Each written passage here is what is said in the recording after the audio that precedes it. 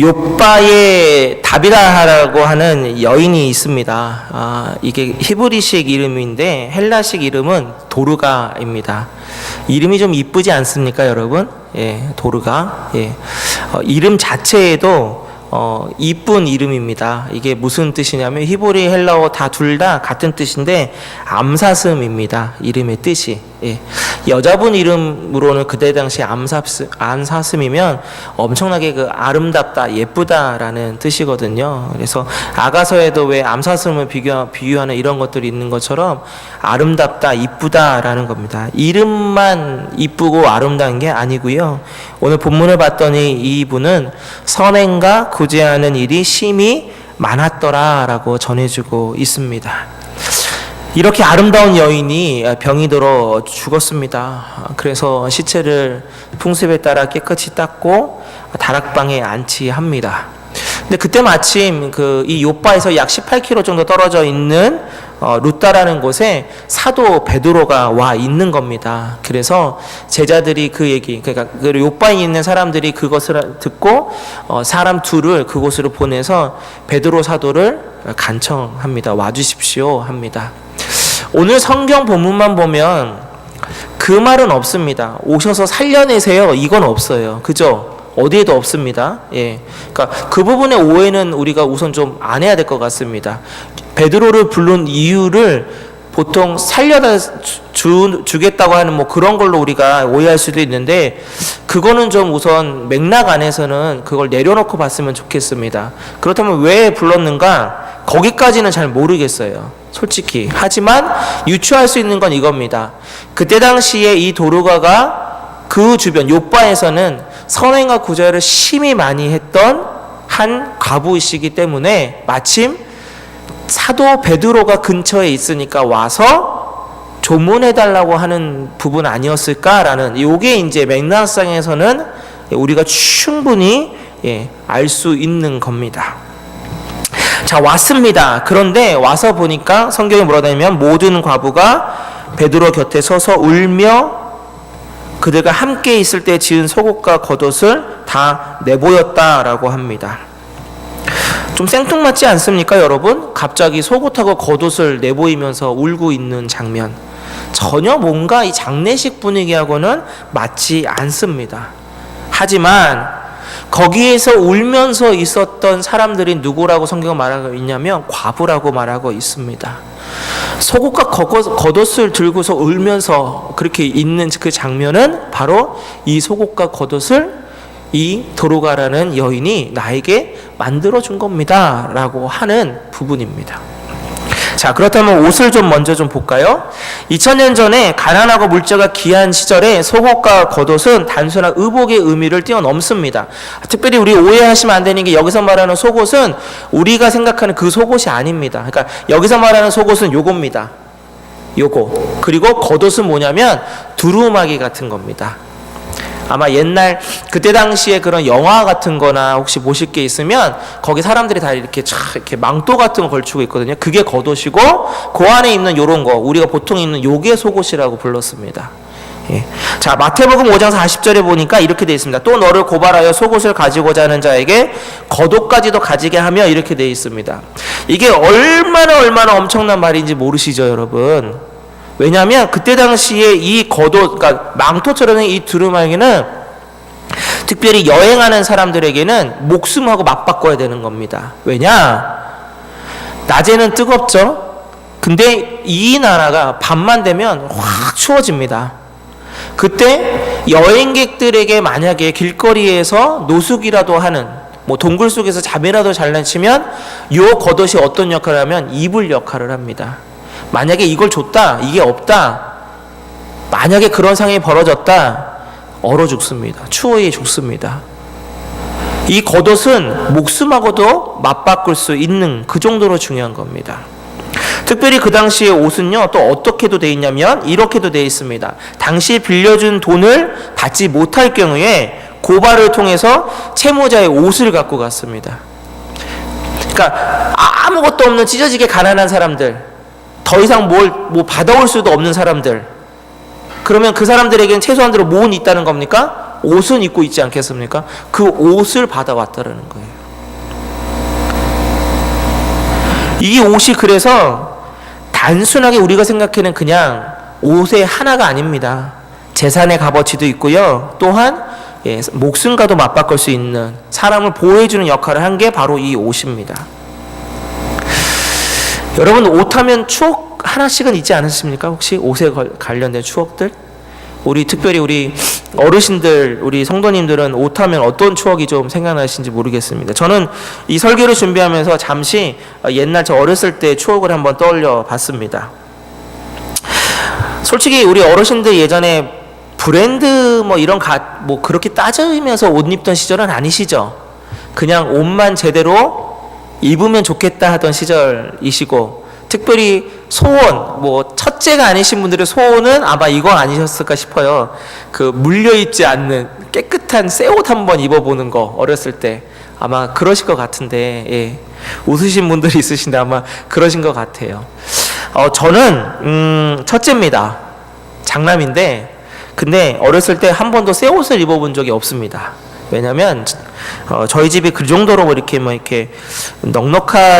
찢어지게 가난할 정도는 아니었는데, 부모님이 그때 이렇게 옷을 이렇게 사주실 정도로 항상 그 정도는 아니었던 것 같습니다. 그래서 저는 옷을 물려 입었는데, 제가 장남이니까 어디서 물려 입었냐면, 같은 인천 지역에 멀지 않은 곳에 큰아버지 댁이 있었습니다. 둘째 큰아버지 댁에 마침 거기 형이 저보다 딱 2살이 많아요. 그래서 그 형이 입는 옷을 이제 제가 물려 입었는데, 저는 나름 좋았습니다. 왠지 아십니까? 거기 집이 좀 잘 살거든요. 그래가지고 큰 집 형이 입었던 옷은 다 지금만 말하면 브랜드 있는 옷들이에요. 그래서 그 형이 딱 2년 입고 나한테 딱 넘어오면 나름 브랜드 있는 옷을 저는 입고 다녔기 때문에 괜찮았습니다. 다만 그 옷을 입고 정말 싫었던 적이 있는데, 그게 뭐냐면 그 옷을 입고 명절날 그 집에 가야 될 때는 싫었습니다. 출처가 어디예요? 그 집이잖아요. 그 큰 집 형이 입고 있던 옷이잖아요. 근데 그것을 입고 가야 되니까 어린 마음에도 솔직히 별로였습니다. 창피했습니다. 근데 우리 큰어머니가 눈치가 없으셔요. 거기서 딱 반겨주시면서 뭐라고 하냐면, 아이고 옷이 잘 맞네, 잘 어울리네, 이러시는 거예요. 참 거기서 그냥 1절 마시면 되는데, 참 그때는 참 기분이 썩 좋지 않았습니다. 솔직한 고백입니다. 부모님한테는 한 번도 얘기해 본 적이 없습니다. 근데 지금도 이런 그 옷들 그냥 주시면 받아서 입게 됩니다. 제가 부목사 생활했던 그 빌라델비아 교회에 담임 목사님이 이제 부흥회를 많이 나가시잖아요. 그래서 부흥회를 나갔다 오시면 보통 어느 교회들은 이 강사님 와이셔츠하고 넥타이하고 속옷까지, 양말까지 다 준비를 해주는 교회가 아직도 있대요. 그게 원래 옛날 풍습이거든요. 근데 그런 경우에는 목사님이 갔다 오시면 와이셔츠하고 넥타이 정도는 저한테 이렇게 주세요. 그냥 자기 딱 한 번만 입었다면서 이렇게 주세요. 그럼 감사합니다 하고 받습니다. 왜일까요, 여러분? 앞에 힌트 드렸잖아요. 브랜드거든요, 다. 그래서 브랜드라서 잘 받아서 입습니다. 자, 예전에 좀 몇 달 된 한국 뉴스인데요. 어려운 사람들을 위해서 이제 이 중고 옷을 이렇게 도네이션 하는 그러한 뉴스가 나왔습니다. 훈훈하죠, 좋죠. 근데 그 뉴스는 훈훈하고 좋은 뉴스가 아니었어요. 뭐냐? 보통 중고로 옷을 도네이션 하려면 그래도 누군가가 입을 만한 걸 줘야 되잖아요. 근데 그 뉴스에서 뭘 얘기했냐면, 정말 쓰레기통에 버려야 될 옷, 빨지도 않아서 냄새나고 더러운 옷을 도네이션 하는 것에 대한 고발처럼 뉴스에 나온 적이 있습니다. 마치 어디 무슨 거지에게 적선하는 것처럼, 아니 하다못해 거지에게 적선을 하더라도 그런 옷을 줄 수는 없는 거죠. 벌써 그 마음부터가 무엇입니까? 누군가를 돕겠다는 것보다는 그냥 어쩔 수 없으니까라는 그러한 마음이 거기에 나타나고 있는 것입니다. 자, 그런데요, 여러분, 오늘 성경을 조금만 잘 생각해 보시면 이 다비다라는 여인의 선행이 얼마나 대단한 것임을 알 수 있습니다. 자, 첫 번째, 옷을 만들어서 줬습니다. 이게 왜 대단하냐면, 자, 제가 이 과부였다면 어땠을까라는 입장으로 한번 생각해 봤습니다. 나에게 내가 옷을 만들 수 있는 기술이 있어요. 그리고 그때 당시에 옷이라는 것이 이렇게 재산의 값어치가 있어요. 그러면 나라면 어떻게 했을까? 또 과부시잖아요. 그때 당시에 고아와 과부는 최고로 도와드려야 될 분들인데, 자기 형편도 그런데 옷을 만들 수 있는 기술이 있고 옷이 재산의 값어치가 있다고 한다면 저라면 아무 생각 없습니다. 옷 만들어서 내다 팝니다. 왜냐? 그것이 나에겐 수입원, 돈이 될 수 있으니까요. 하지만 오늘 이 여인은 옷을 만들어서 팔 수도 있음에도 불구하고 그것이 또 괜찮은 수입원이 될 수도 있는데도 불구하고 그러지 않고 그것을 만들어서 줬다는 것입니다. 자, 그러면 좀 더 생각해 보면, 그러면 옷을 만들려면 뭐가 있어야 됩니까? 재료가 있어야 될 거 아니에요. 그 재료를 어떻게 한 겁니까? 이분은 자신이 직접 그 재료를 다 도네이션한 셈인 거죠. 자신이 충분히 재산으로, 돈으로 벌 수 있는 그 값어치 있는 것을 통해서 옷을 만들어서 아무런 대가 없이 자신과 똑같은 처지에 있는 사람들에게 나눠줬다라는 것입니다. 제가 이스라엘에 갔을 때 그 양털 갖고서 신기하더라고요. 양털로 옷을 바로 이렇게 직물 이렇게 이걸로 이렇게 수작업을 하는 걸 봤습니다. 손, 발, 쉴 새 없이 이렇게 막 하니까 그 분명히 이렇게 그냥 두리뭉실 양털인데 거기서 옷이 막 나와요. 천이 나와요. 근데 그것을 보면서 어떠한 생각이 들었냐면, 야, 저거 저렇게 오래 하면 직업병 걸리겠다, 이 생각부터 딱 들었어요. 손, 양쪽 손 다 쉴 새 없이 막 이렇게 하고 발로 막 이렇게 어떻게 하더라고요.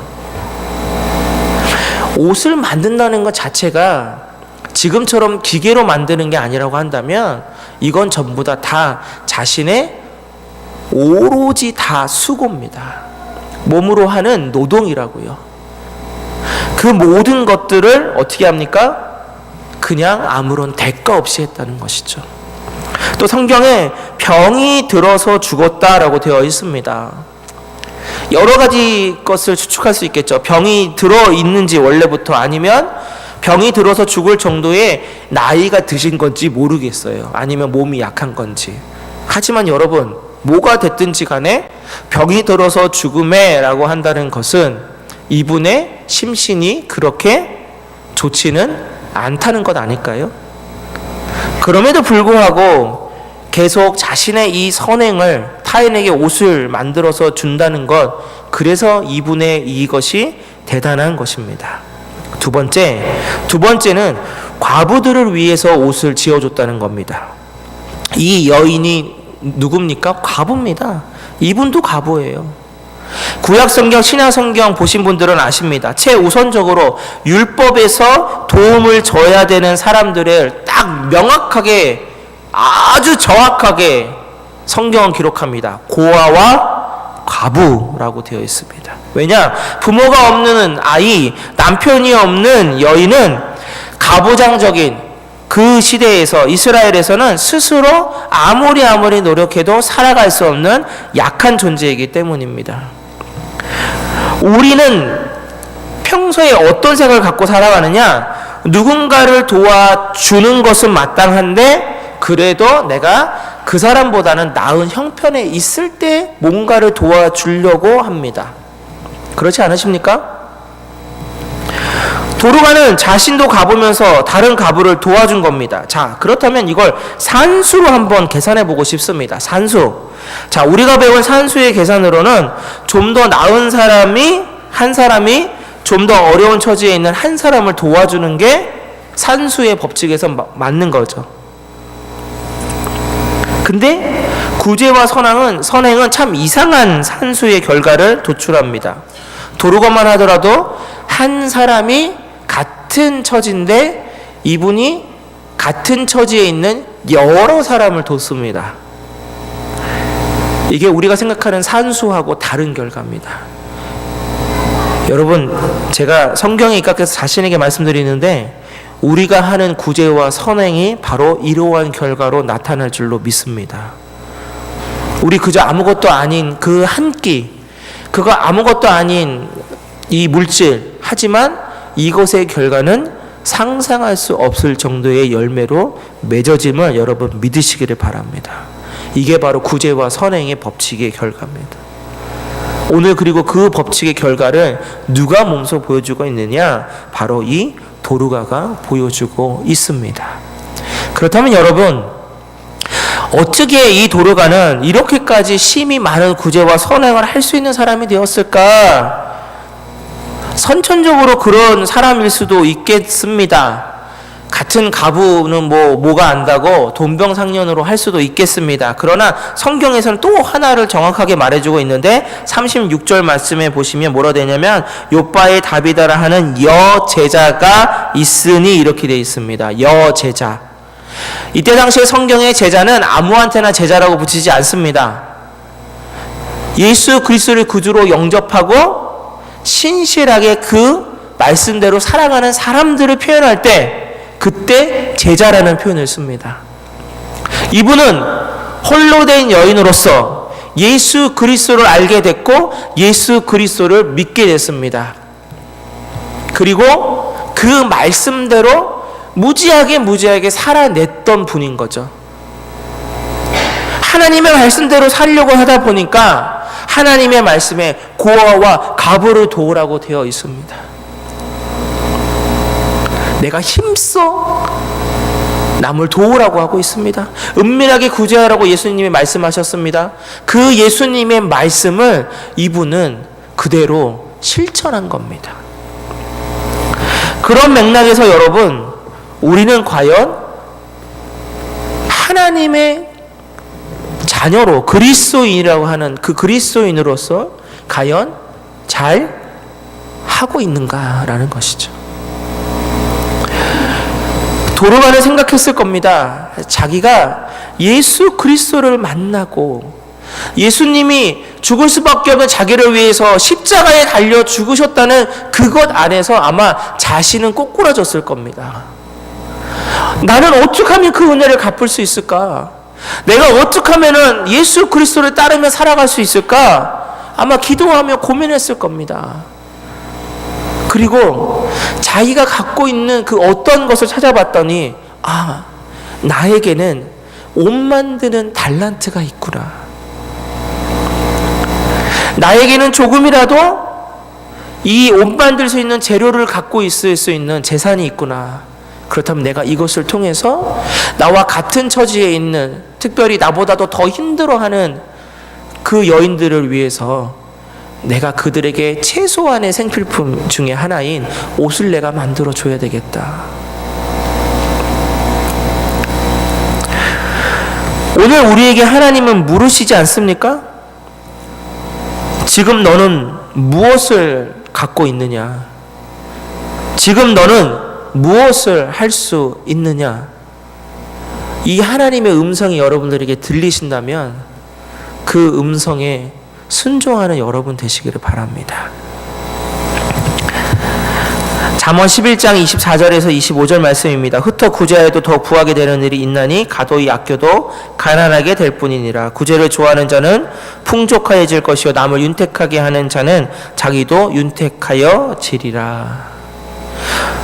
저희 교회를 생각해 보았습니다. 제가 처음 부임했을 때가 이제 2년하고 딱 한 달 됐습니다. 2년하고 한 달 될 때에 그때 제가 교회에 부임했을 때 제가 속으로 얼마나 자랑스럽고 기뻤는지 아십니까? 어떤 한 부분 때문입니다. 솔직히 주일날 예배에 이것보다도 더 적은 숫자가 앉아 계셨고 모든 분들이 참 많은 힘든 그러한 시간들을 보내신 것 때문에 마음은 참 안타까웠는데 딱 한 가지 부분에 저는 기뻤고 오히려 자랑스러웠습니다. 그리고 다른 목사님들 만나면 그 부분을 엄청 자랑했습니다. 뭔지 아십니까? 어렵고 힘든 상황 속에서도 달마다 섬기는 그것을 놓치지 않고 하셨다는 부분입니다.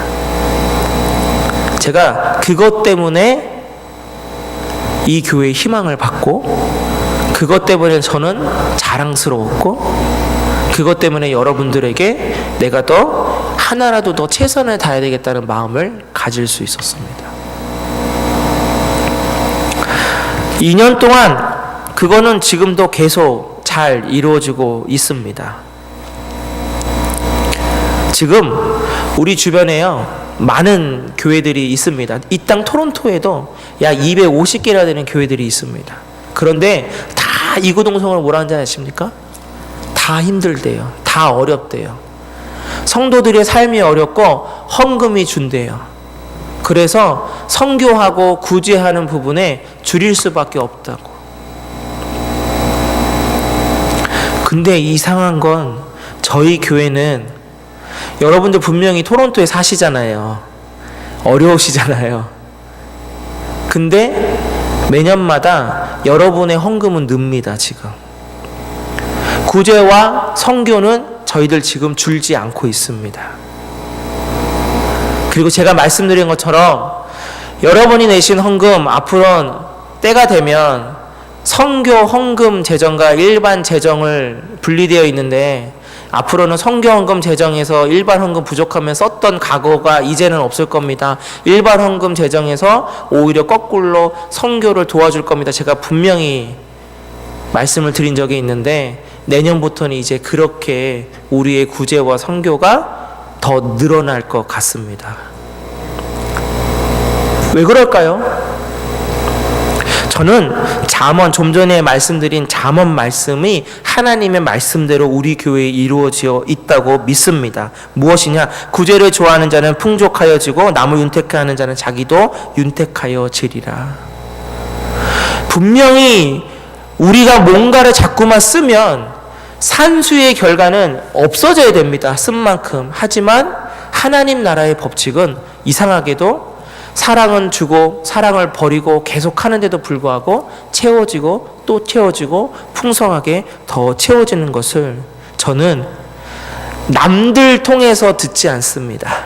바로 너무나도 감사하기는 제가 섬기고 있는 우리 교회를 통해서, 여러분들 통해서 제가 그것을 직접 보고 직접 경험하고 있습니다.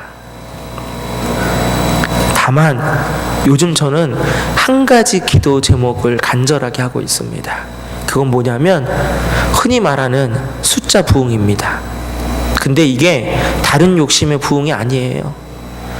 2년 동안 그 구제와 선교의 자리를 감당하시는 분들을 보니까 동일하신 분들이 계속 그거를 감당해내고 계세요. 담임 목사로서 그것을 보는 제 입장은 이제는 어떠냐면, 하나님 일꾼을 좀 보내주십시오. 우리 사랑하는 성도들이 이렇게 어려운 형편 속에서도 이렇게 하나님 섬기겠다고, 일하겠다고 하고 있고, 한 군데라도 더 섬기고 싶어 하는 마음이지 덜 하고 싶은 마음이 아니지 않습니까? 근데 이분들도 계속 하다 보면 중복되고 반복되는 부분 때문에 힘들 수 있습니다. 이젠 좀 일꾼을 좀 보내주십시오. 다른 것 때문이 아니라 우리가 이렇게 하나님 말씀대로 뭔가를 베풀면서 나아가려고 하는데 사람이 없어서 못하면 안 되지 않겠습니까? 이 연말에 제가 드리고 있는 1순위 기도 제목입니다.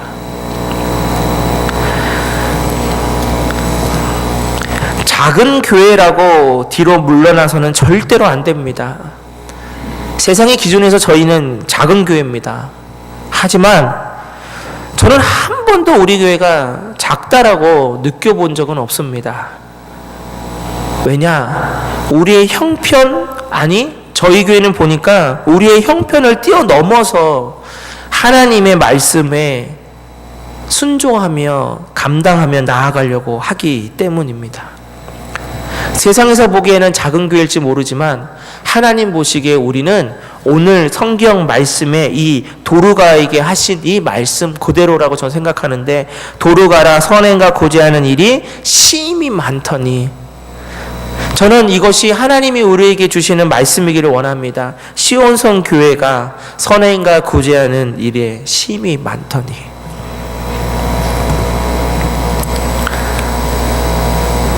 그래서 교회의 존재 목적은 분명합니다. 여러분 잊지 마십시오. 첫 번째는 영혼 구원입니다. 죽어가는 영혼, 죽을 수밖에 없는 사람들 예수 그리스도의 십자가로 살려내는 것입니다. 그리고 살려낸 그분들, 그 사람들 주님의 제자 되도록 성장시키는 것, 교육시키는 것, 이게 첫 번째라면 그 다음은 다른 것 없습니다. 여러분, 그 다음 교회의 사명은 바로 구제와 선교를 통해서 이름 없이 빛 없이 하나님의 사랑을 나눠주고 베푸는 겁니다. 사랑하는 성도 여러분, 감사합니다. 그런데 목사로서 좀 더 욕심 좀 내겠습니다. 조금 더 하나님 원하시는 그러한 제자 되기를 소망합니다. 제자로서 잘 살아내시기를 소망합니다. 그래서 오늘 설교 마지막은 오늘 주제를 통해서 마무리하려고 합니다. 우리는 죽어서 섬김의 흔적을 남기는 저와 여러분 되시기를 주님의 이름으로 축복합니다.